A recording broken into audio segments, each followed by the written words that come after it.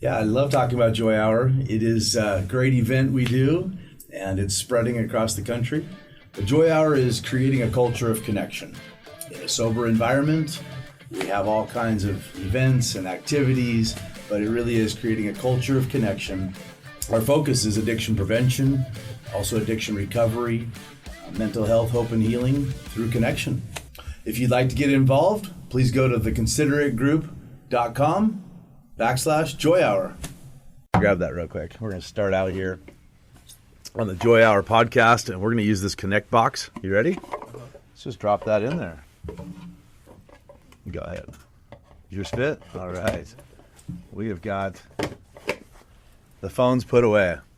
It's a big part of what we do at the Joy Hour event is no phones, and just been a real cool thing to see how more and more of us realize we don't need them as much as we think we need them.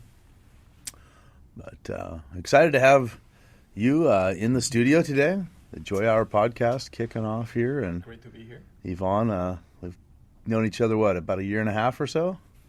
Yeah, something about that. Something like that.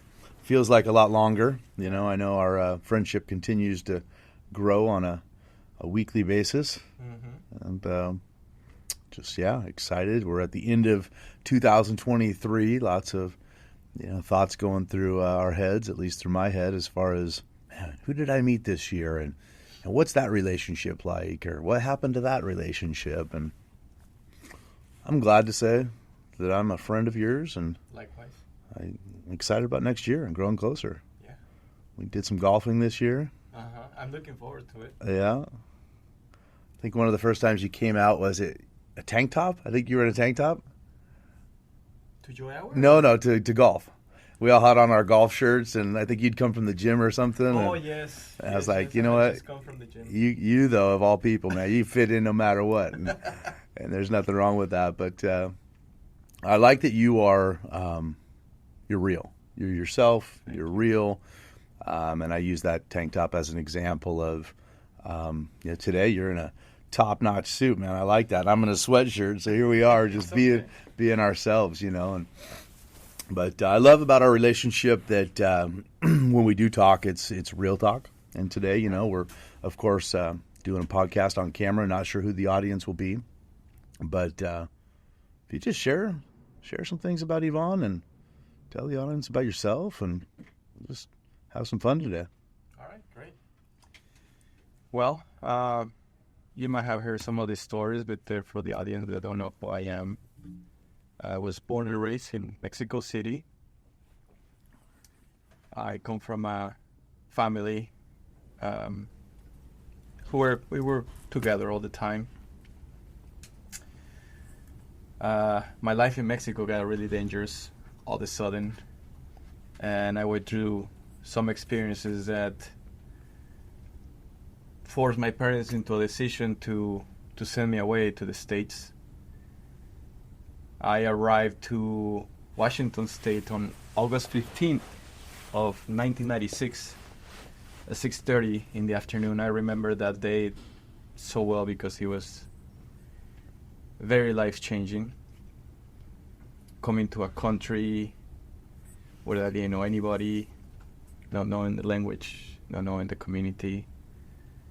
The weather was a big change as well. And, well, through that process, one of the biggest difficulties for me was to be away from my family for so long. I found myself into this predicament where I had to take it day by day. And one of my biggest struggles was the change of not being around family anymore. Mm-hmm. I did have some family in Seattle. Fortunately, my uncle, he passed away from a stroke. I had another uncle that was here, but he died of cancer. And so basically everybody that I knew by blood here either died or moved away.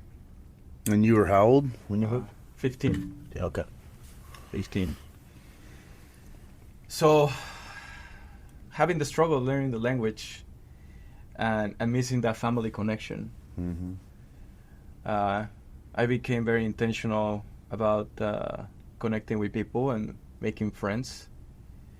Hate to say it, but at times I have a alternative motive, which might sound funny for a 15-year-old, but sometimes I will do anything that I could to try to get invited into people's houses because I really miss having dinner with family.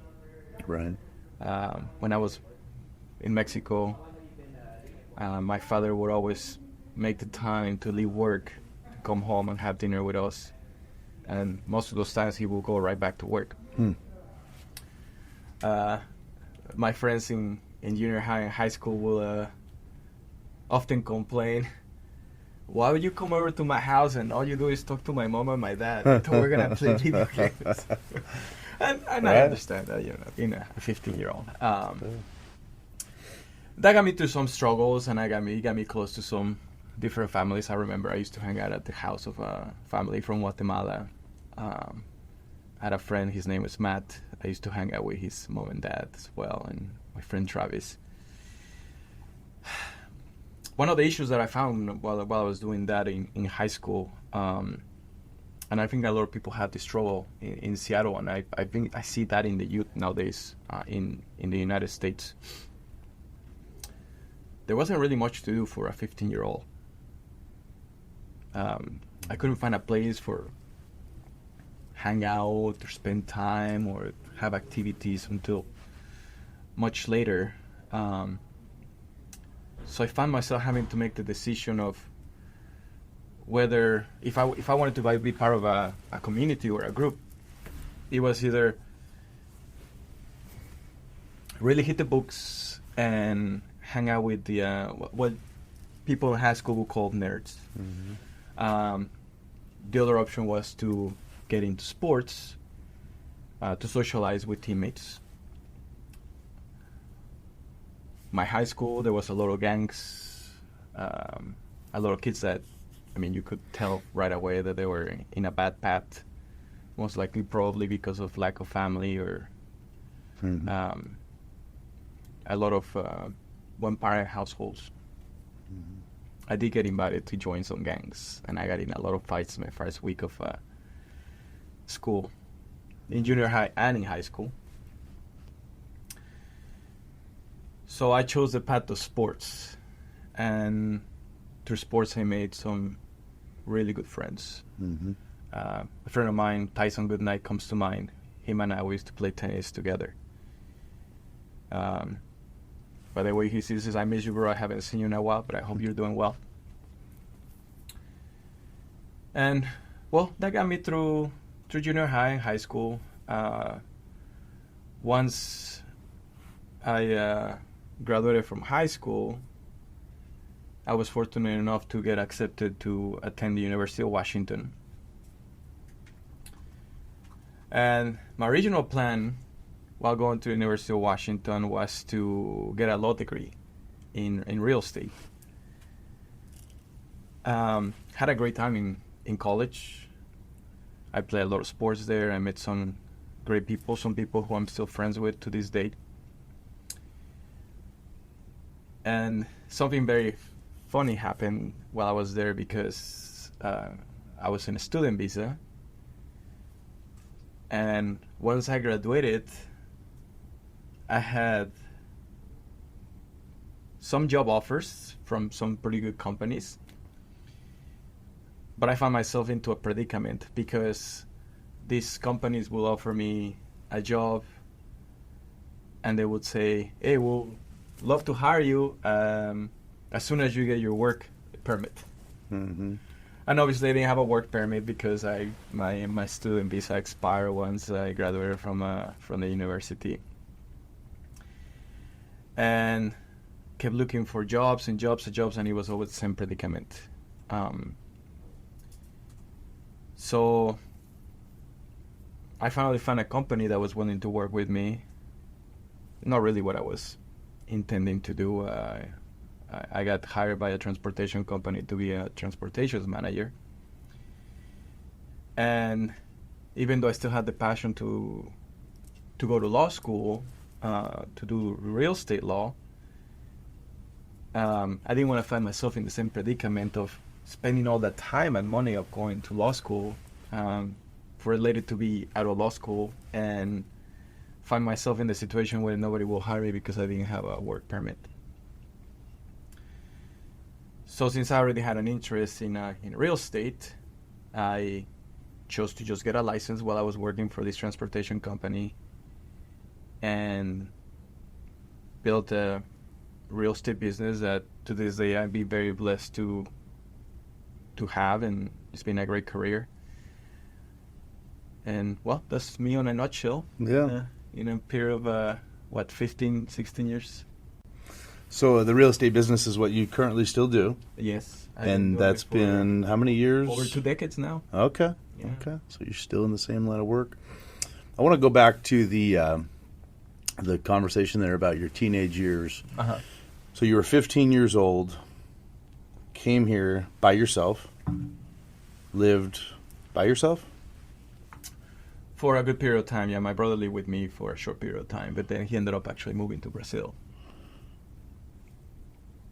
I'm just trying to fathom and wrap my arms around what that would look like for me. You know, we all have different stories, but I moved out when I was 17 with a friend and his, kind of roommates in a house there, but didn't have any language barriers. I'm just listening to your story about what would that be like, to move to another country at 15 years old. And then the biggest thing I kept hearing was the connection piece, not having that connection with your mom and dad.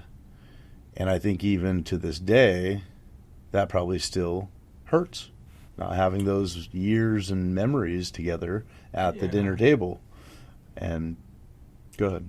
Yeah, no, no, the connection with mom and dad was still there over the phone. Yeah. I miss the physical connection with them. I could always pick up the phone and call them. One thing that I had to be very aware of, because back in the 90s, calling from one country to another was very expensive. Right. And my father would always remind me that I'm living in the States, I'm spending dollars, and he's earning pesos. Right. So my father still took care of rent, gas, electricity. Everything else was on me. So I found myself, I did a bunch of odd jobs. I got into landscaping. Mm-hmm. I started cleaning people's houses, which I'll get to that a little later, in relation with Joy Hour. Yeah. Painting houses, landscaping, clean houses. I was a janitor at a warehouse for at some point. But yeah, the main struggle was not having my parents there physically. Mm-hmm. Yeah. It's a lot different to just be able to, grab him and hug him and kiss him, than to just talk over the phone. And sometimes you don't want to share certain things with them because, I knew that they were far away and there was not much that I could do, so I tried to be strong. But it was very lonely, extremely lonely and depressing. And but I made it through, and it made me a stronger person. It made me realize the power of family, the power of connection. Right. Yeah. And I think through that too, a lot of my friends became my family. Mm-hmm. And so that's why I was always intentional about creating relationships and making friends. I gotta say, at a certain aspect, I am lucky because you don't get to choose family, but you can choose your friends, right? And so on that side, I think that was lucky. There's always a good side to the coin, right? Yeah. Yeah. I know enough about you, and I definitely know enough about myself that if we're not careful, this could get emotional. Yes, it can, especially when it comes to family. There's nothing wrong with that, though, and, I don't mean to press any buttons or get uncomfortable, but, whenever I meet people that can have real talk, real quick. Uh-huh. It's very appealing. I don't think you and I have ever spent a lot of time talking about things we can't control. You know, the weather, politics, sports, other things that a lot of times men can spend a lot of time talking about.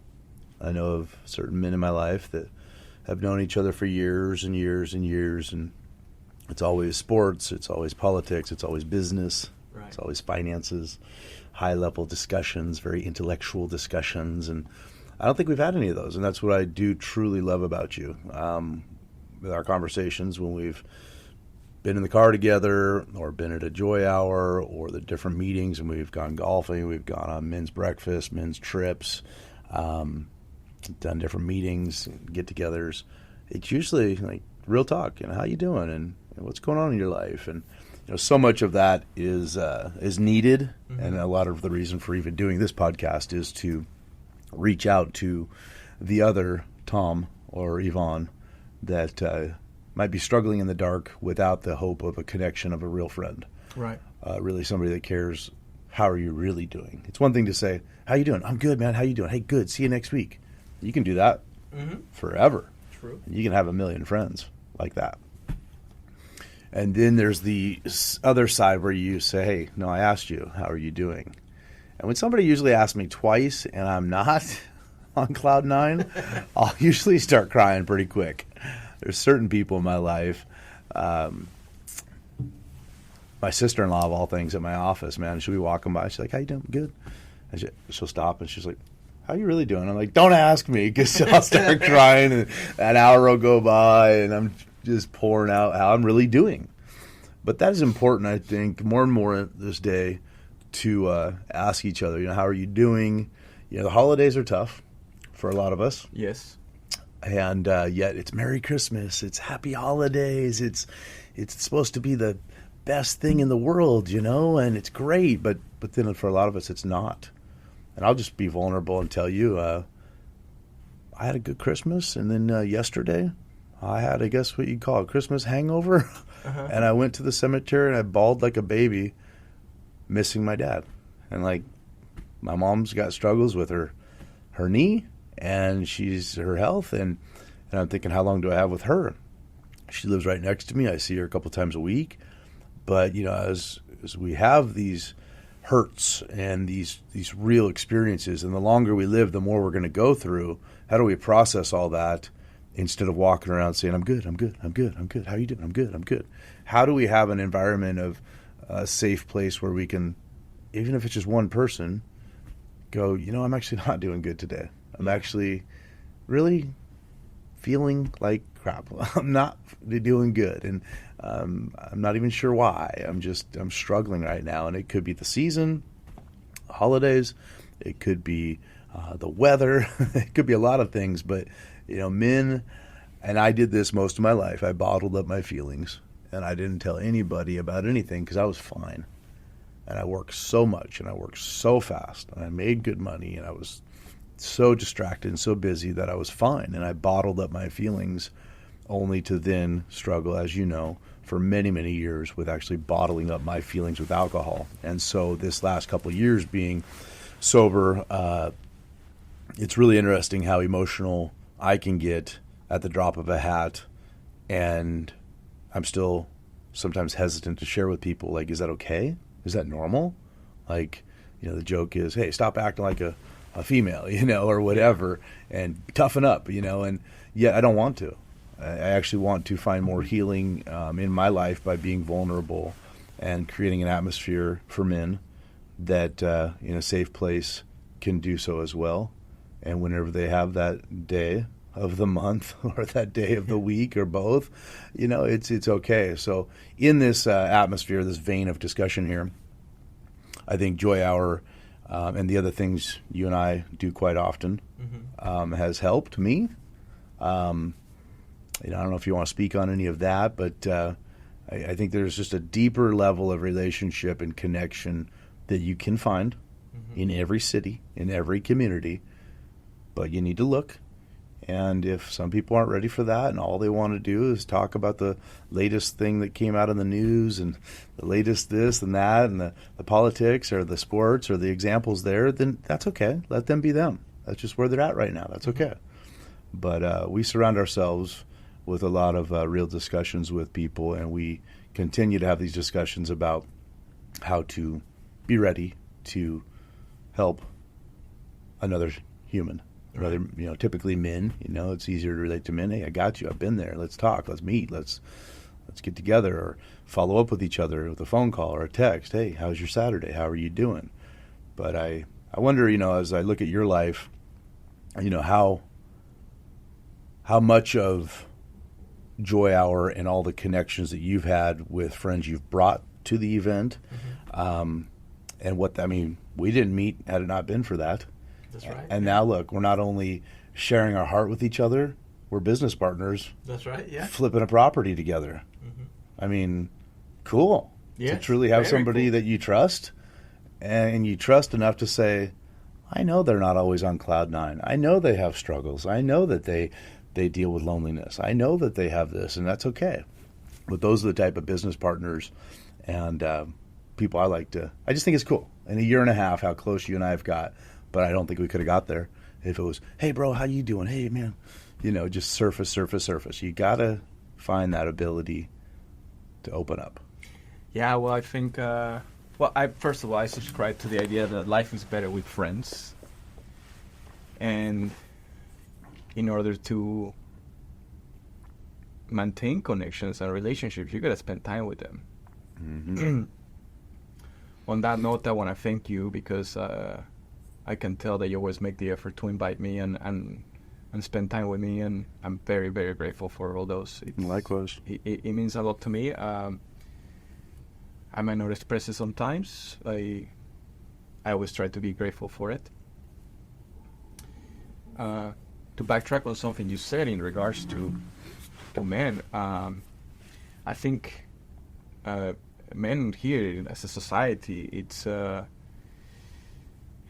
it's difficult for a lot of men to get emotional because, just like you said, society tells us to man up.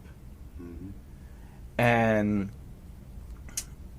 it's been my experience personally and from what I've seen from other people that at times when men, they express their emotions, they express their struggles, people sometimes tend to look down on them or they might weaponize it against them. So I understand why a lot of men bottle all that up, and people deal with it differently. I'm very lucky that I have the scapegoat of being able to just get out of my house and go play basketball. I've been blessed to meet many people in the basketball community, and if I want to play basketball, I can play basketball Monday, Tuesday, Wednesday, Thursday, Friday, Saturday, non-stop, which I used to do. My knees can't take it anymore. And the camaraderie and the friends that I have made through that it's been amazing. It has not only brought out a lot to my personal life, but also in business, because a lot of those people that I play basketball with had, all of a sudden sometimes I don't even expect that they'll come and say, hey, Ivan, I need to sell my house. Can you help me? Mm-hmm. Not everybody can play basketball, right? And not everybody has time for a hobby.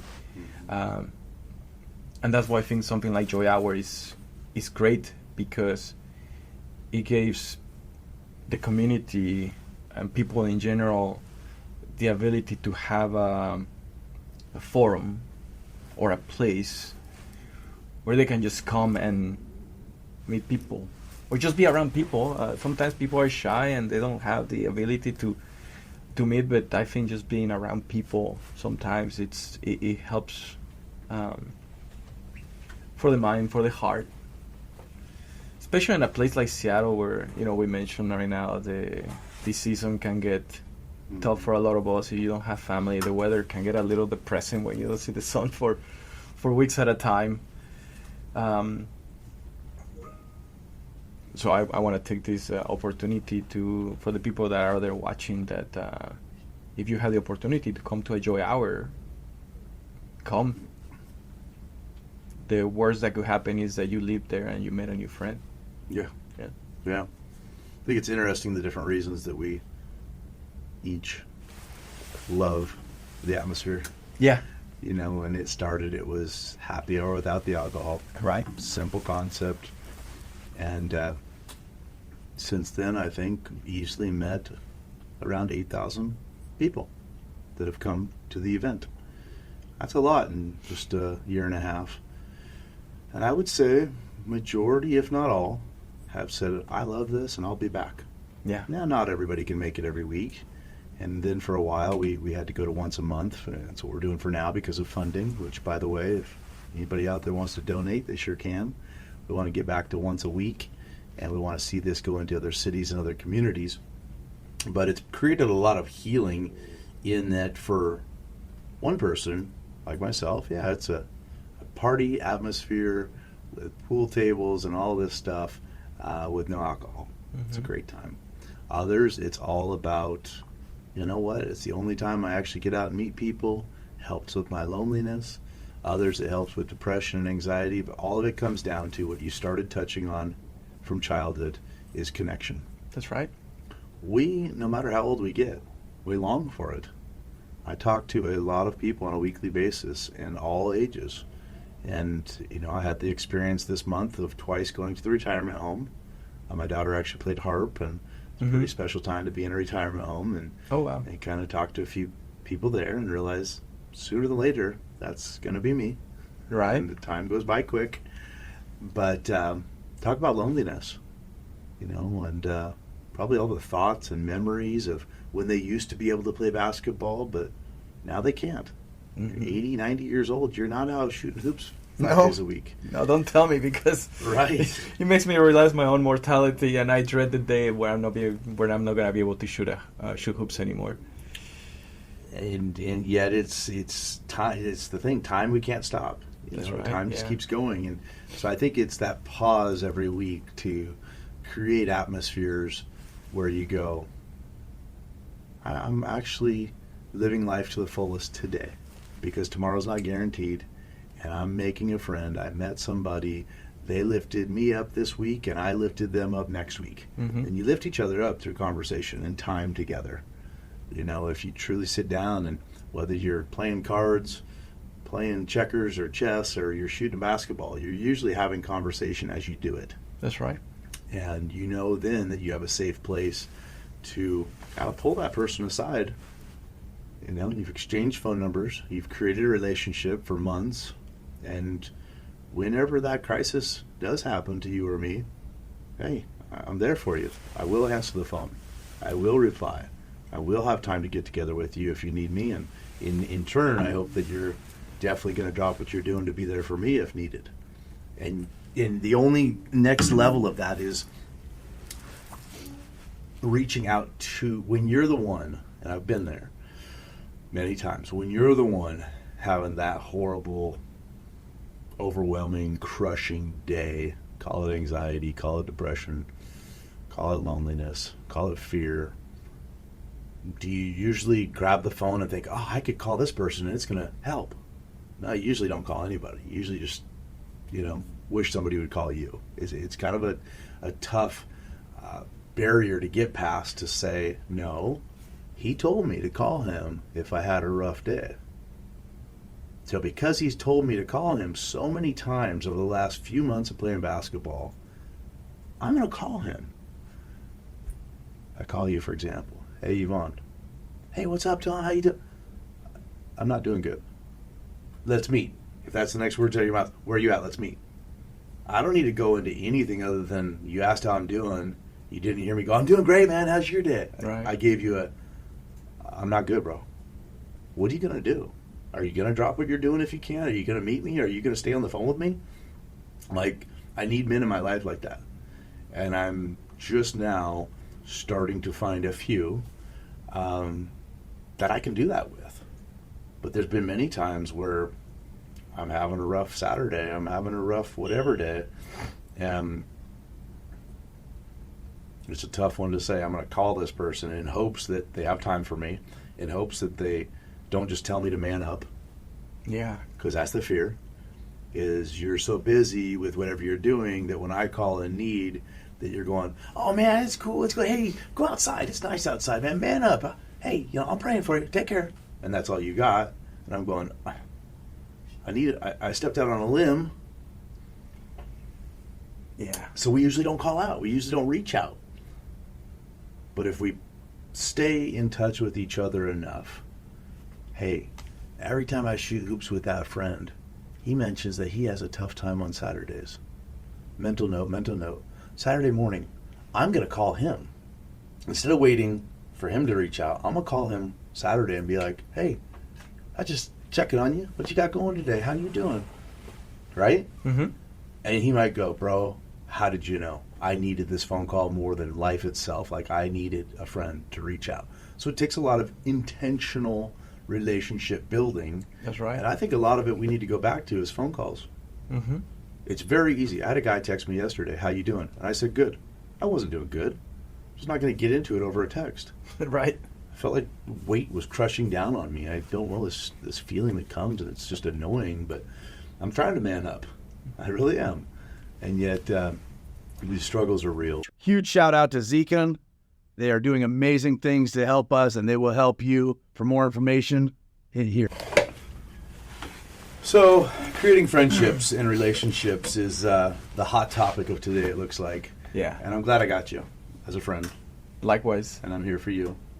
In the good, in the challenging, in the overcast days. We did talk about Washington and the weather. Yeah. And it's probably a lot of it. I love when it's light out at 4:30 in the morning and light out until 10 o'clock at night. And just, it's a great feeling to do a lot of outdoor life. Mm-hmm. And a lot less screen time indoors. And I think so much of that is important, that we bring more and more of an awareness to our friends, to ourselves, as far as the mental health damage that happens from too much screen time and not enough outdoor time. So in Washington, I think we have even more of a challenge than Florida and other places. Yeah. Probably a little more, what do you call, vitamin D. Uh-huh.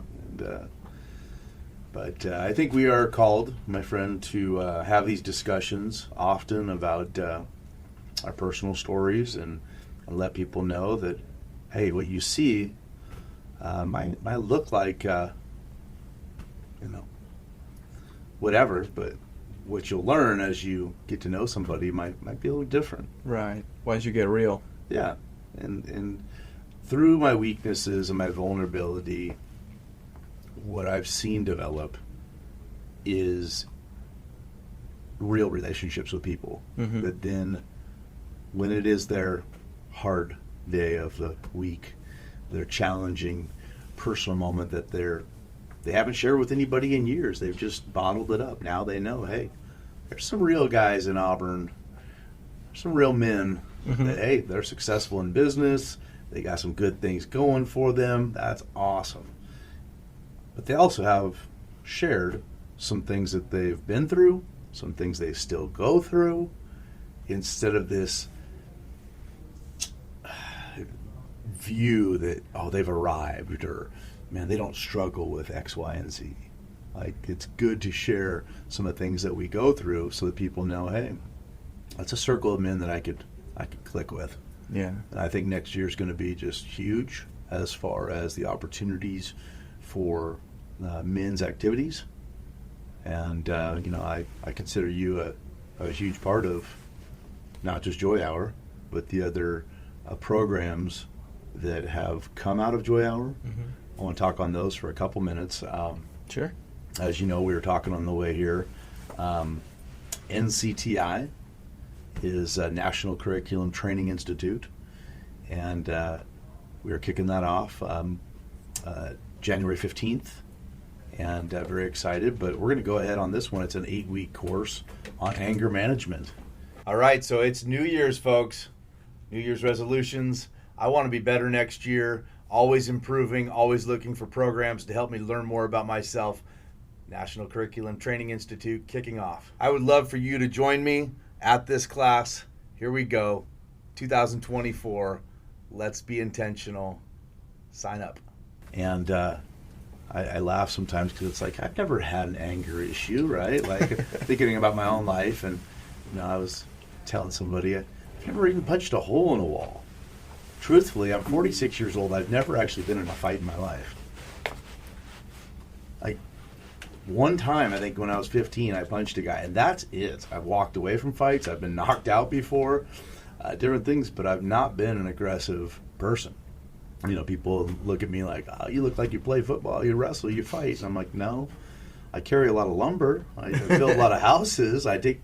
But I have other anger issues where when I'm not careful, I take it out on my wife or my kids in a verbal way, kind of a passive aggressive maybe, or maybe it's a road rage that creeps into my life.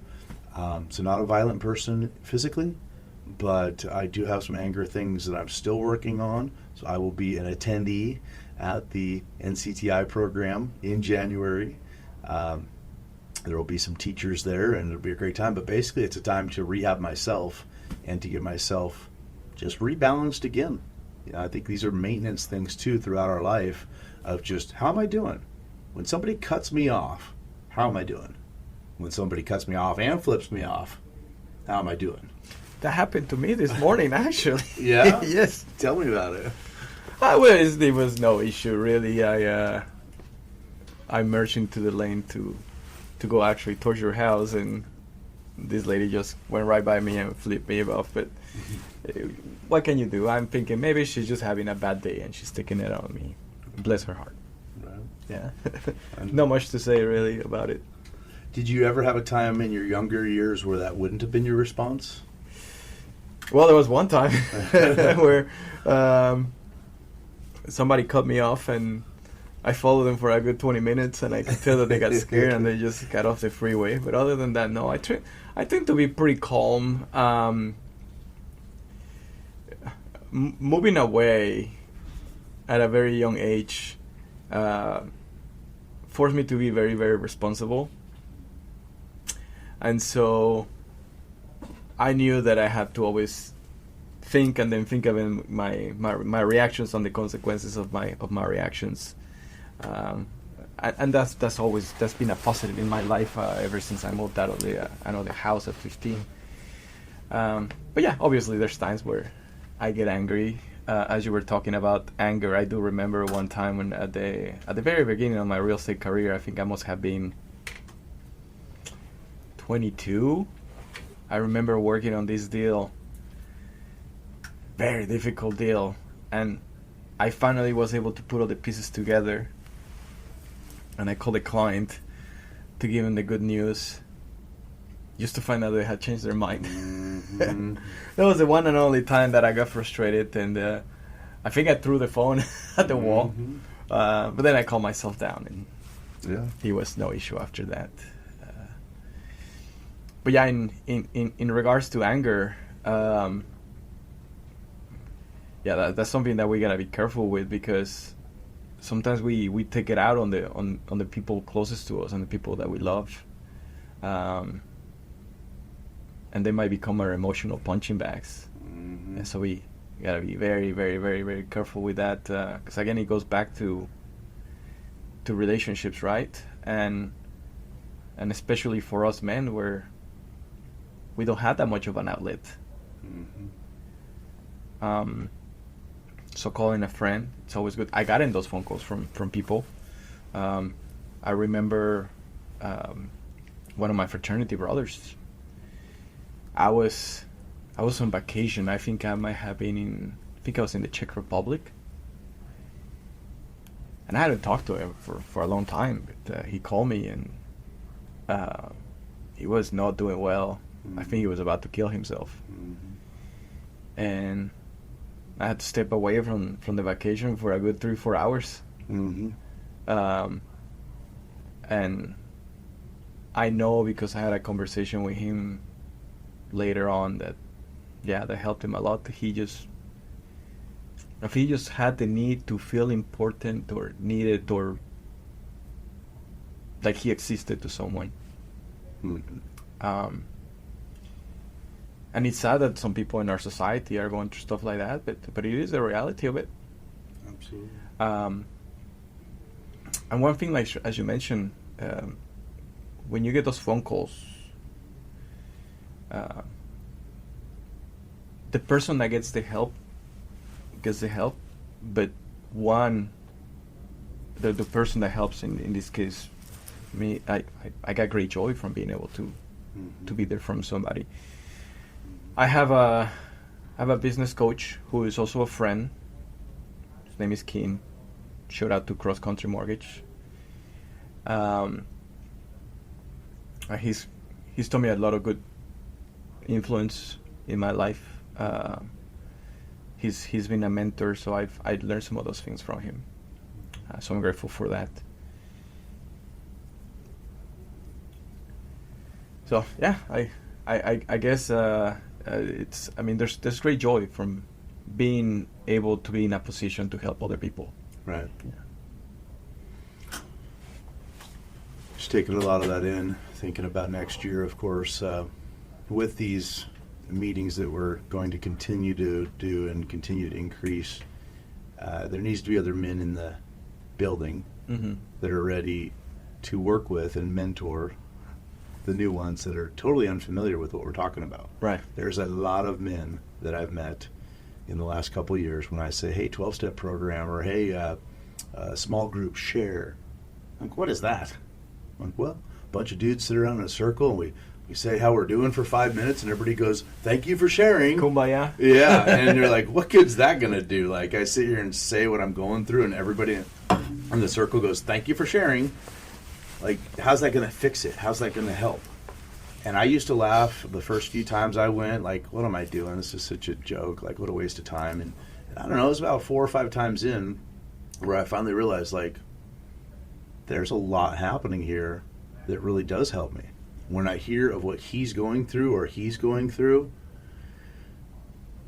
not only do I realize, like, I'm not the only one in the world going through something, but I also kind of think about him the next day, how I can help him, if I can. And maybe that's a phone call. Maybe that's he expressed a business need, and all of a sudden I remember what he does for work, and I just met this other person, and I'm like, you know what? He does that. And I'm a connector. You're a huge connector. I am, intentionally. Big time. I can't tell you. There's been hundreds of people that have walked into our events going, hey, I heard about this from Yvonne. I heard about this from Yvonne. And when you find a good thing, you want to tell other people about it. Hey, you want to get healthy? Try basketball. Hey, you want to get out of your funk of loneliness? Try Joy Hour. You know, whatever you tell people to get them to either, you know, I'm using examples, basketball, Joy Hour, or anything. You do it because you care about them. You truly spend energy thinking, like, this person might enjoy this. I'm going to tell them about it. Here's the address. Here's the time. Here's what we do. But that's what you do out of these small groups, as you know, is you hear somebody's weakness in a safe place. Sometimes 4, 5, 6. I mean, I've been in groups of 15 or 20 sometimes, but usually they're kind of intimate circles. And somebody shares something personal, and it doesn't leave that room as far as their personal thing. It's confidential. But you just have a sense of, like, I'd like to see that guy's situation improve, or that lady's situation improve. And, you know, she said she's, you know, she bakes. This person just said they'd love to hire somebody that bakes. It's simple because they're on your mind because you care. But these are the atmospheres that we're familiar with. And I look forward to, as this grows, having other men and women in the group that are selfless instead of selfish. You know, there's never one time I've ever felt you needed anything or asked anything of me, and I hope that you could say the same. I can.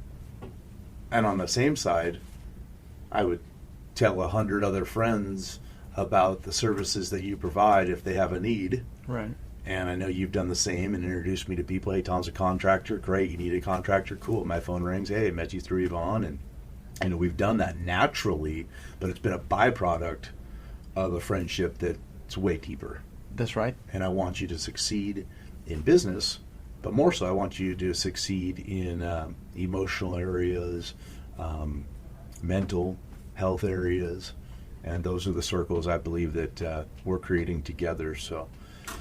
Yeah, a lot of it goes hand by hand. I gotta say that at the beginning of our conversation, I mentioned that in order to maintain relationships, you got to spend time with the people. And Joy Hour has given me the opportunity to do that because I like to call people and I like to connect with them. I like to reach out. There might be times where, like, I really want to talk to this person, but I don't have anything to tell them, right? Nothing's going on, maybe, or, when I'm going to call them, I say, like, guess what? I just sold this house, right? Like, why would they care? But Joy Hour has given me the ability to have a reason to pick up the phone, Mm-hmm. give him a call, and say, hey, there's this event coming up. Mm-hmm. I'd love for you to be there. So it kills couple birds with one stone for me, because it gives me a reason to call them. Right. And if they do decide to join, or they have the time to join us at Joy Hour, then I can connect with them further, right, and maintain and grow that relationship. Right. Real quick, what's the name of your business, your company? Well, I work with Red Rock Real Estate, and I have another division called Evan Real Estate. Okay, the first one, I'm sorry. Red Rock. Red Rock. Red Rock Real Estate, yes. See, I've known you a year and a half. I know you do real estate, and we've even done some deals together, and I'm just drawing a blank on it. Plus, I want the audience to know. Yeah. When I meet sincere people that I trust, and it's pretty important to connect them to other people. You know Tony. I know Tony, yes. Tony's a great guy, and when we met, I'd never really invested any of my personal funds with anybody because I don't trust anybody, right? I want it in my savings account where I could see it. And so I meet him and listen and watch and listen and watch, and now all of a sudden, guess what? I don't think I have much in savings at all. He's got it somewhere. I trust him impeccably, but we've had some good times. He's actually how I heard about the studio here, and it's good to be a connector. Pointing people to, and you want to be careful because it's like, if I refer this person, what's that going to do if they drop the ball? And yeah. But so Red Rock Real Estate and Yvonne Real Estate. Mm-hmm. Yeah. Well, I was gonna mention something, but I lost my train of thought. Yeah, I took that train right away. It's okay. Sidelined you. Yeah. Well, tell me, when you do tell anybody that's never been a part of what we do, what's the couple high-level things you tell them about it? It's obviously free food and free drinks and all that. Well, that's always a plus. Yeah. Well, I get different questions about it. I told people at times, hey, imagine that you have a friend that got invited to a house party, and they told them, you can bring anyone you want. And so you're the invite of the friend of a friend, because when you go there, you might not know anyone, mm-hmm. and everybody's gonna welcome you. Mm-hmm. And from the feedback that I have gotten from the people that I have invited, because there's a few regulars now that go where I don't even need to invite them; they just show up now. Has been that they have a great time. It's a good outlet for some people to just go out and be around people. For the people with families, for some of them, it's just, hey, I can go there, meet some people, and take a break from actually having to take care of the kids, because they got plenty of activities to do for the kids. And the people that you've talked to after they've attended, they feel like they belong? Yes. I've never had anybody say anything bad about it. That's the sense you talked on that earlier, about that sense of belonging, that friend that called you. Sense of a value. Like, what's my purpose? What's this all about? Like, do I belong?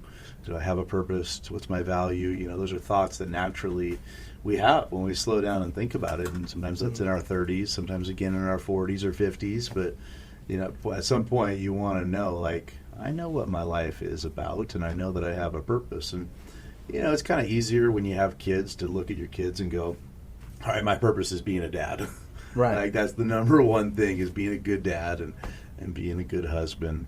But a lot of people, different routes in life, and they're single, or maybe their kids have moved out already, and then what? Like, I know when talking to my mom, a lot of times she's like, I don't feel like I really am needed.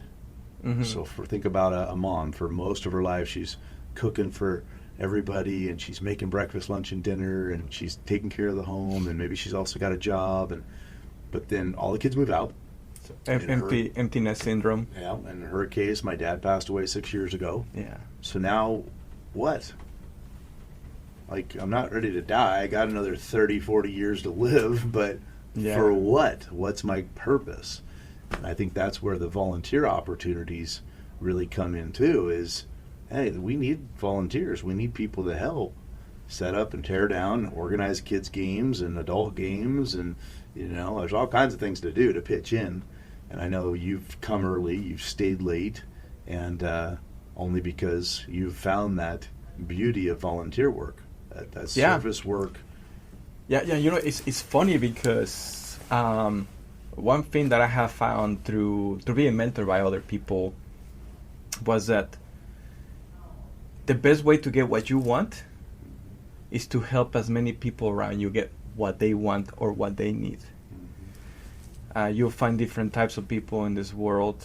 Some are takers, sure, and that's fine. Some are givers. When you find those, man, you treat those as gold.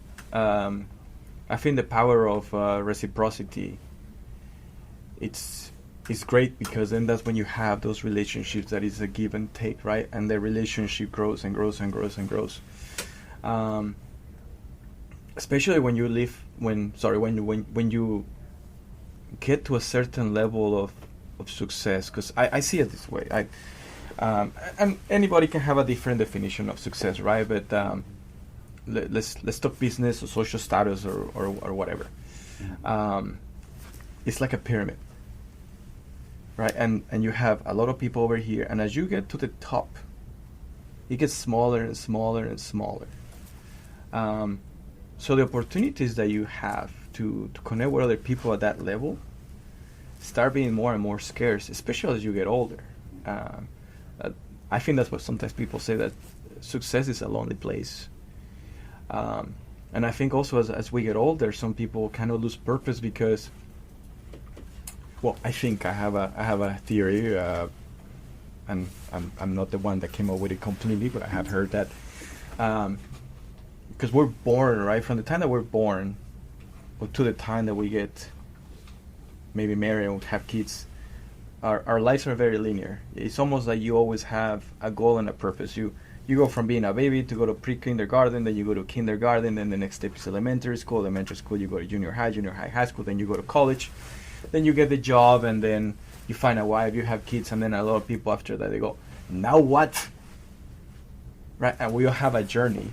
And I think at that point, where you maybe have the wife and the kids, the job promotions aren't coming as often as they used to, right? Some people say, well, I don't want to have any more kids because it's expensive, or it just doesn't fit their lifestyle. So now what's next? And at that point, I think that's why some people get lost, or it's also very important for people to find a purpose. And as you get to these places, again, everybody has a journey, right? So some people might have a journey where, you make a couple mistakes and you kind of zigzag up to where you want to be. And when you're up here and you have gone through that road, and you can look down, I shouldn't say look down, and you can look at the people that are searching for that path, through mentorship, through advice, through conversation. Maybe you can lead them into that path and get in from the point A to the point B without having to succeed so much, right? Hey, I made that mistake. Let me tell you about it so you'll make that mistake. And that is so fulfilling as a mentor to do, right? Because as you mentioned this before, when you can see the results of you helping that person for whatever it is, it's just bring value to their life. Bring value, yeah. And now it doesn't necessarily have to be monetarily. Sometimes it's just a phone call. Sometimes you just say, hey, I'm thinking about you. Because everybody has a need to feel important. That might brighten someone's day. And you never know. They might be in such bad depression or in a place where they feel lonely. And the fact that they just got that phone call, Well, they got that invitation to Joy Hour or anything. It can be a great motivator for them. Absolutely. Yeah. Keep talking on a phone call. I really have seen a lot of negative change in our world since texting. And social media. And social media, of course, yeah. In that, oh my goodness, my phone's ringing. What do they want? Who's calling me? Yeah. Kind of like, who's knocking on my door? Why would they knock on my door? And so we got to bring it back. We got to do our best to be aware, like we're always going to have cell phones. Yeah, I think they're here to stay. They're here to stay, you know. But I've seen in every conversation, every time I'm around you, it just came to mind as you were talking, I very seldom, if ever, have seen you on your phone. When you're talking to somebody, you're engaged. Don't ever lose that. I learned from someone that you have to love the one you're with. Because I do get on my phone a lot, actually. Sure. But I try not to do it when I'm in front of people. Yeah. Right. And as you know, today we use this box. That's right. You know, the Connect box, which, stay tuned. There's going to be some good things coming out on this as far as selling them to help change people's lives. But you got to use it. You know, you can have... It's a necessary evil at this point. Right. Yeah. Right. You got to use the phone, yes. But you also, you make a decision in a relationship. If you and I meet for lunch, pretty good chance we're going to sit there for well over an hour. Oh, yeah. And not look at our phone. Yeah, and I love it. Maybe I enjoy it. Yeah. Yeah. Maybe once I might be like, "Hey, I might have a call coming in, if so, I'm going to do." Cool, got you. But it's not a constant distraction. Yeah. So it's very easy to do that in business or in friendships where we just see each other once a week or once a month.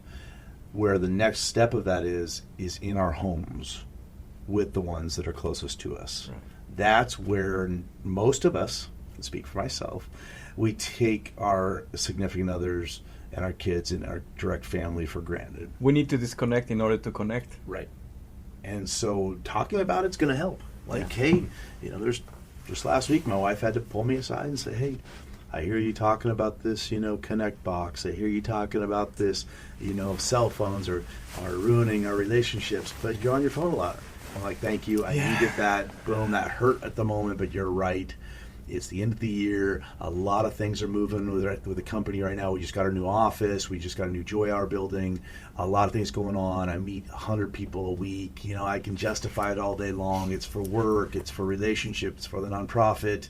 And she'll go, yeah, you're right. You're right. I get it. You're not sitting there just playing video games or, you know, wasting your time. It's for a purpose. But time blocking. We talked about this earlier. Talk about time blocking, yeah. Time blocking. If I can time block an hour lunch meeting with you and not look at my phone at all, why can I not, when I go home, time block an hour of quality time talking to my wife about our life? I mean, she's my wife. Like, come on already. Or my mom, when I get together with her, can I truly look at her and talk with her and listen to all the fun things she wants to talk about for an hour, you know? And it's tough sometimes when you're talking to somebody and maybe it's not the most interesting, life-changing discussion, you know? Right, but as we get older... and I'm sorry I interrupted you, but I think this is important to say that as we get older, those little things that happen, those true connections,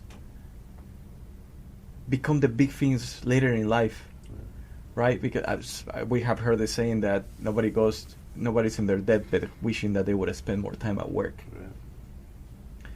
And those little moments can be so precious, and you never know when they're gonna come from. Or when they're going to happen. They just do.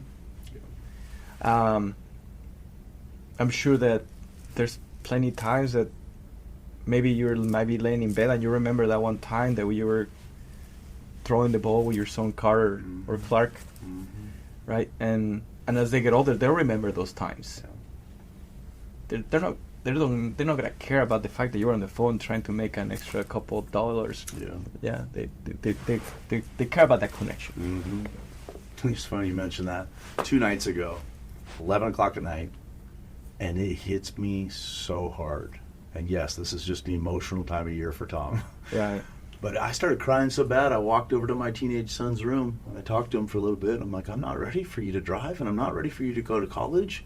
Slow this train down. I have so many regrets of years and times that I've just not had the energy to go out and play catch with you or go on a walk with you or teach you how to drive or have you with me on a project and teach you how to use a tool and connect with you, son, and please forgive me. He's like, Dad, it's cool. You do great. You know, he's so complimentary. And Yeah. his perspective is that I'm very, you know, I'm home every night at 5, 6 o'clock at the latest. Every weekend I'm with them, church on Sunday. I mean, yeah, I think in a lot of ways I don't do bad, but I think I could do better with intentionally going, kids, I have no idea where my phone is right now. And I don't really care because it's not that big a deal.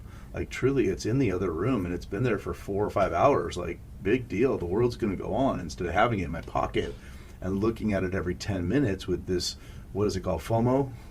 Fear of missing out or whatever. Like, I don't know. Yeah, it's this, I think that's what it is called. But this, hey, if I missed an email, did I get a contract?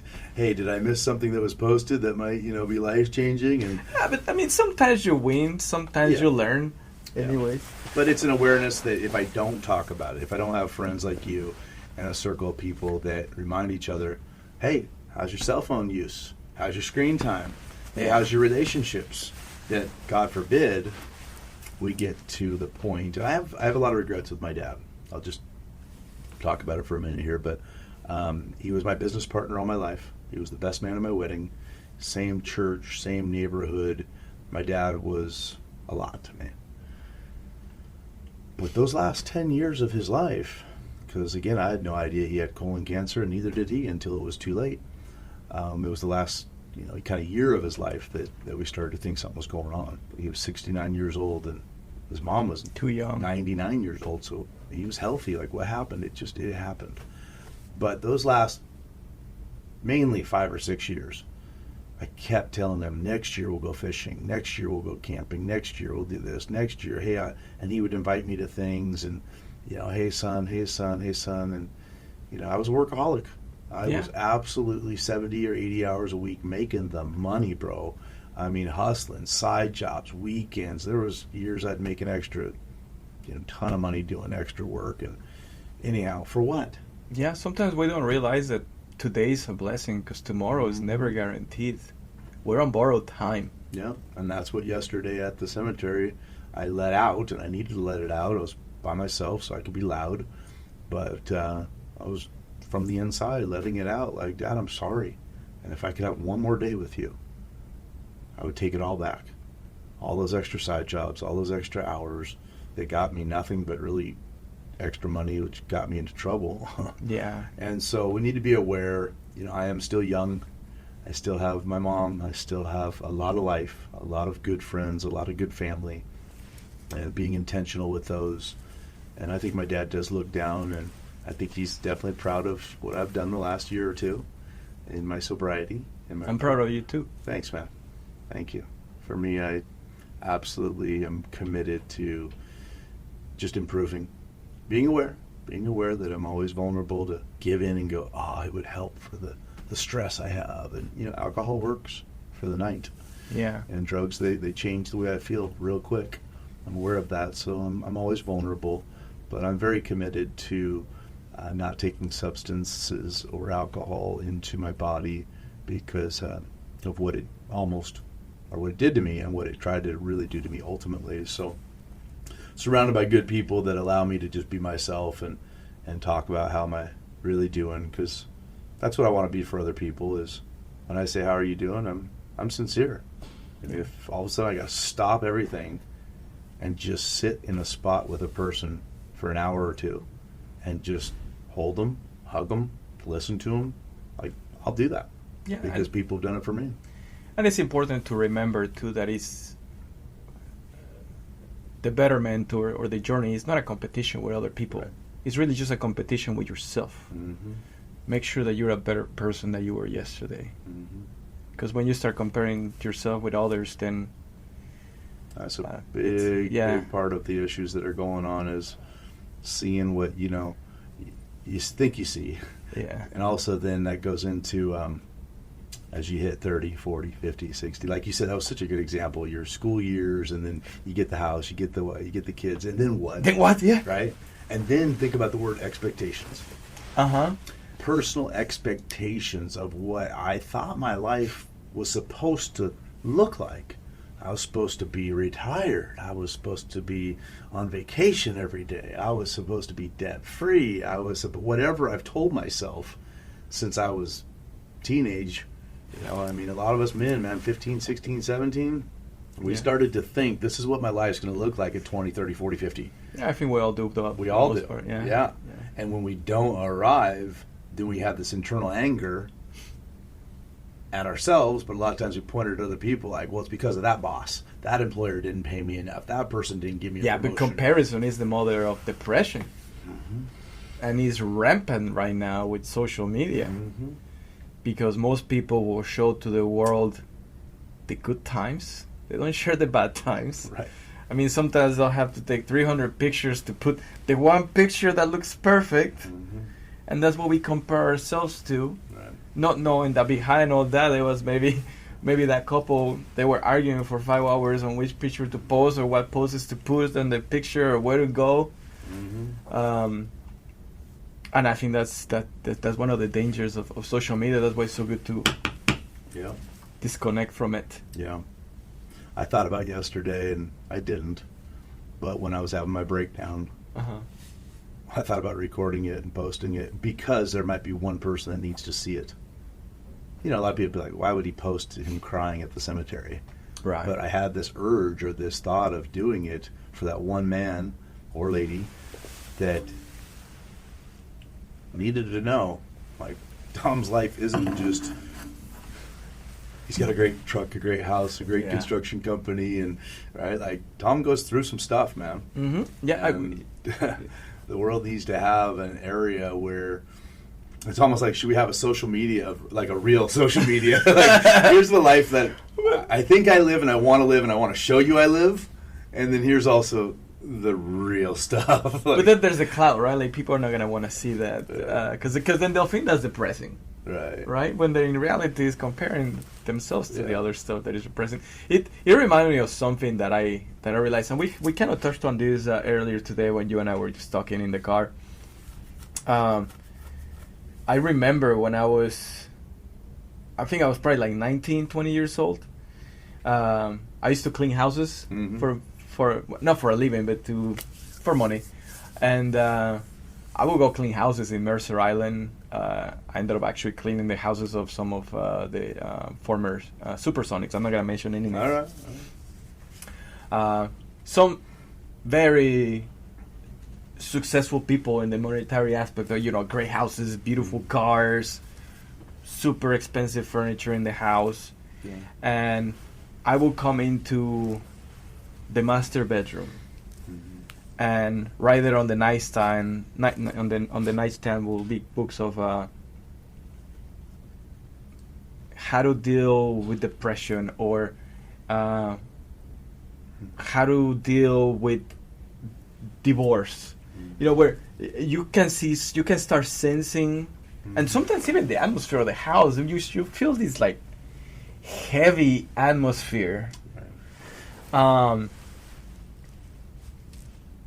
The father, the husband, it's gone from the house all day working. The mother, the wife, she's struggling to keep it together emotionally.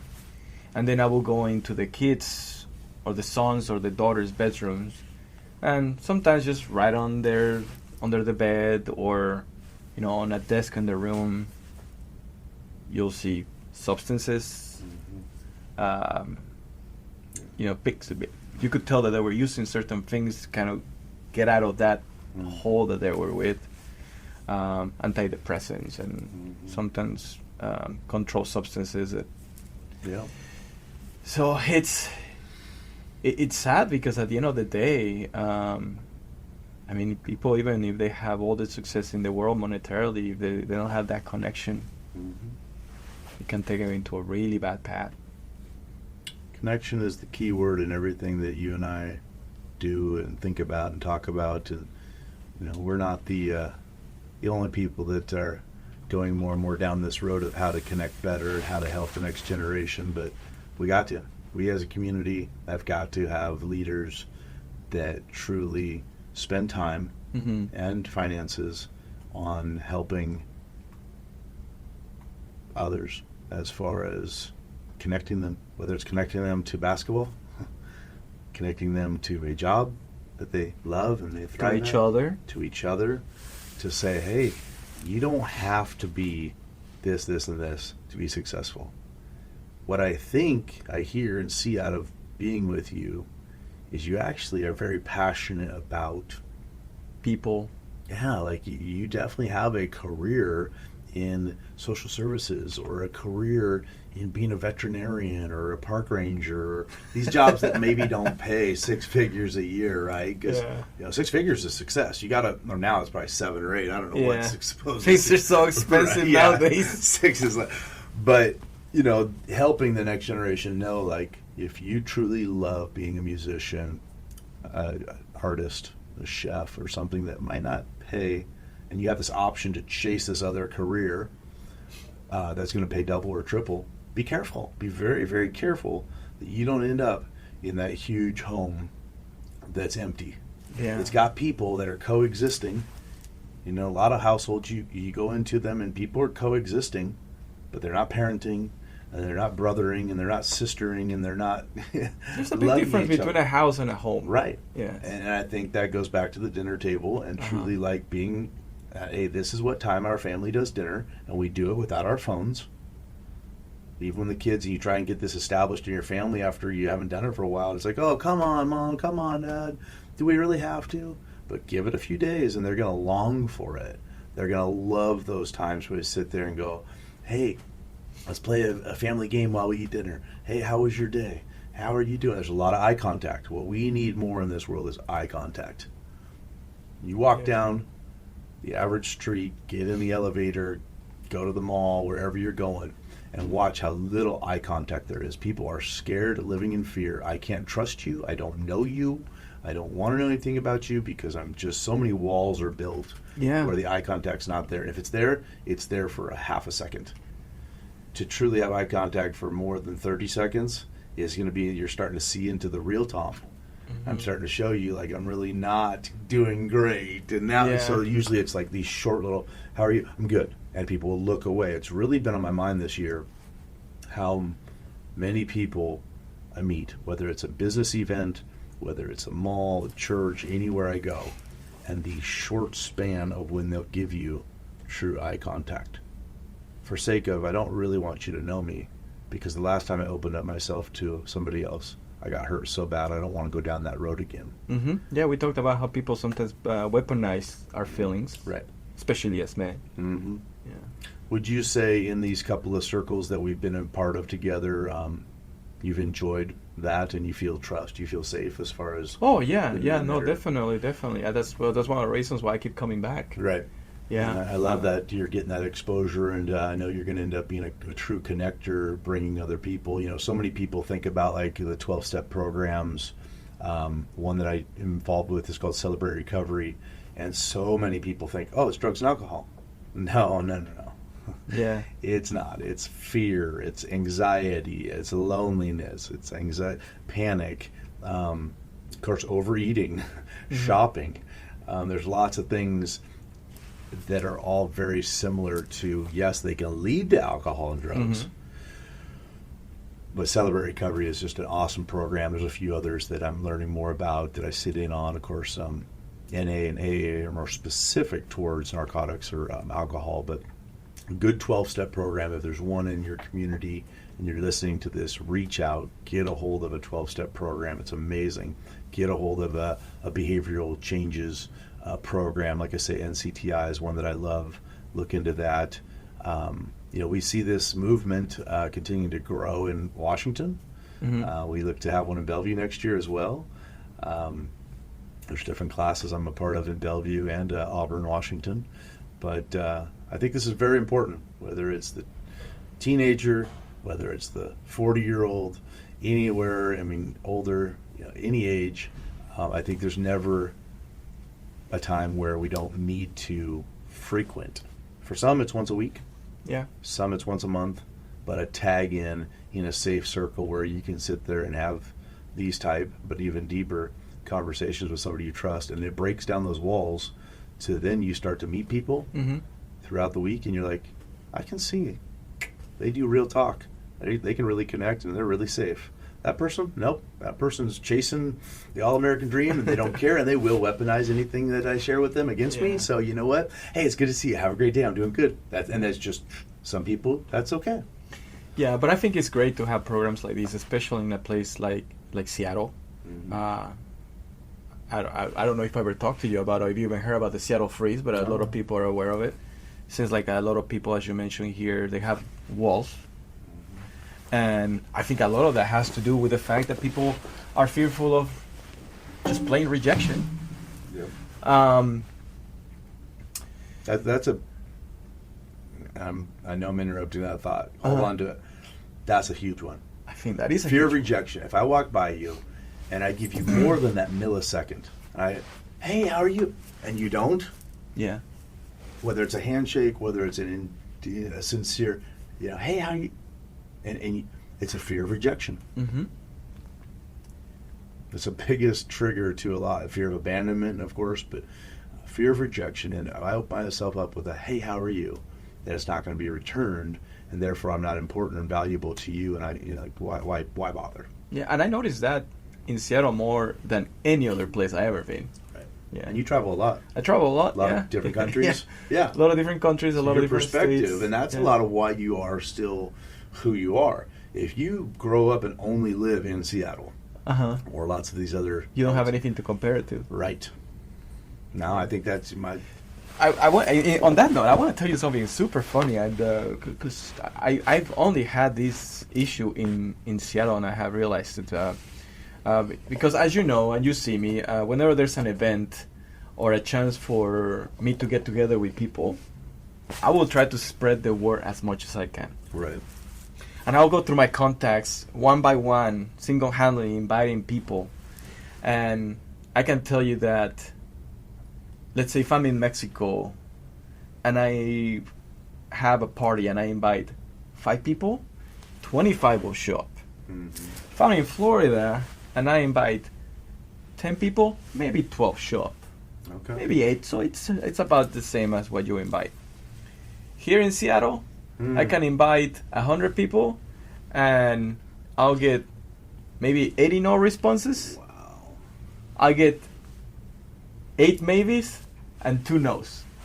It's almost like people around here, they have not only the fear of rejection, it's also the fear of commitment and a form of hypergamy. I don't know if you're familiar with the word hypergamy.